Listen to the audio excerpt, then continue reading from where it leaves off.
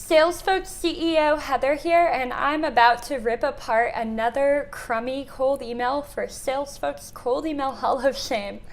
So first of all, the subject line of this email is pretty self-focused and boring. It's just the company's name, which is, I guess, Telzio. And then the first sentence is self-focused, feature-driven, boring, not a whole lot of value.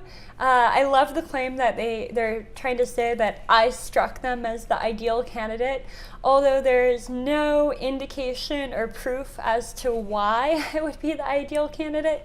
But even that, the idea that I'm the ideal candidate for their business or their purpose is pretty self-focused to begin with. And then they go on to start talking more about their company. They make the claim that they're the world's most flexible VoIP SaaS platform. Wow.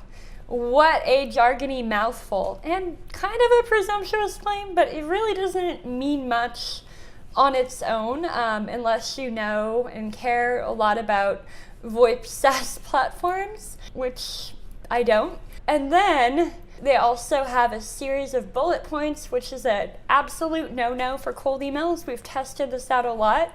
And bullet points and numbered lists always get a lower positive response rate. So that's something you never want to do in your cold email. And then they try to have a little bit of social proof and mention Airbnb and Lyft and Netflix.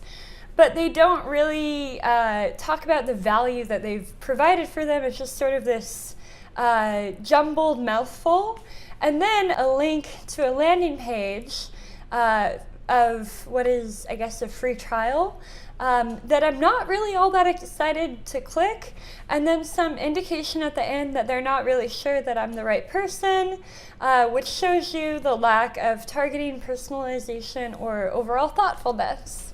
Anyways, this is the end of my critique of this crummy cold email. I hope that you follow this advice so you don't end up on the SalesFolk Hall of Shame. Other than that, happy cold emailing. Cheers!